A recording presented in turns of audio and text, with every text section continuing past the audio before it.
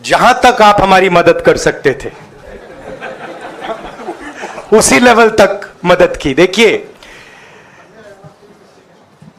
ये चुनाव इंडिया गठबंधन और कांग्रेस पार्टी सिर्फ एक राजनीतिक दल के खिलाफ नहीं लड़ी थी।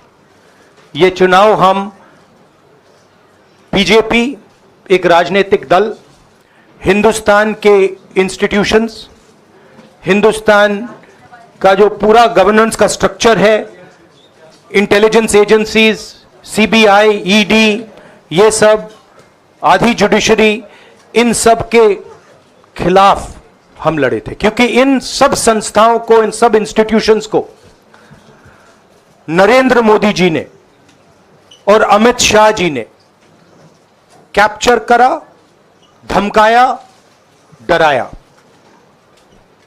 प्रेस की तो मैं बात करता रहता हूं, आपको मतलब काफी बार कहा है कि आपका भी रोल रहना चाहिए, और उस रोल को काफी लोगों ने किया, काफी लोगों ने खुल के किया, काफी लोगों ने छुप के किया,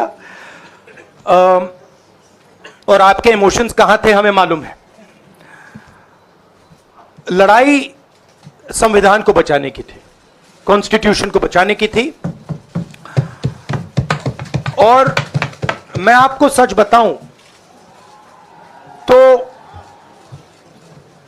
मेरे माइंड में था पहले से, जब इन्होंने हमारा बैंक अकाउंट कैंसिल किया, जब चीफ मिनिस्टर्स को जेल में डाला, पार्टियां तोड़ी, मेरे माइंड में था कि हिंदुस्तान की जनता अपने संविधान के लिए एक साथ खड़ी होकर लड़ जाएगी।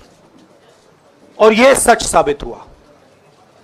मुझ में भरोसा था, और मैं हिंदुस्तान की जनता से, इंडिया गठबंधन के पार्टनर्स से, कांग्रेस पार्टी के हमारे सब नेताओं और बब्बर शेर कार्यकर्ताओं से दिल से धन्यवाद करना चाहता हूं। आपने संविधान को बचाने का पहला और सबसे बड़ा कदम ले लिया है। कांग्रेस पार्टी ने इस चुनाव में, कांग्रेस पार्टी के सब नेताओं ने 2-3 चीजें की। सबसे पहले हमने इंडिया गठबंधन के पार्टनर्स की रिस्पेक्ट की, उनकी जो विशेष थी उनको हमने साथ लिया, और आपने देखा होगा कि जहां भी गठबंधन लड़ा हम एक होकर लड़े। दूसरी बात, कांग्रेस पार्टी ने क्लैरिटी से हिंदुस्तान को एक नया विजन दे दिया है, pro poor vision, pro production vision Hindustan को इंडिया गठबंधन ने साफ दे दिया है।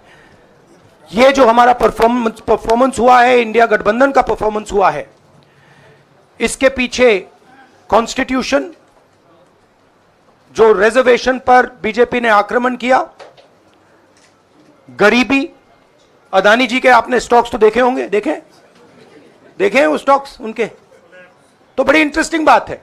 जनता अदानी जी को मोदी जी से डायरेक्टली कोरिलेट कर रही है। मोदी जी की हार होती है, स्टॉक मार्केट कहता है भैया मोदी जी गए तो अदानी जी गए। मतलब डायरेक्ट रिलेशनशिप है, करप्शन की रिलेशनशिप है।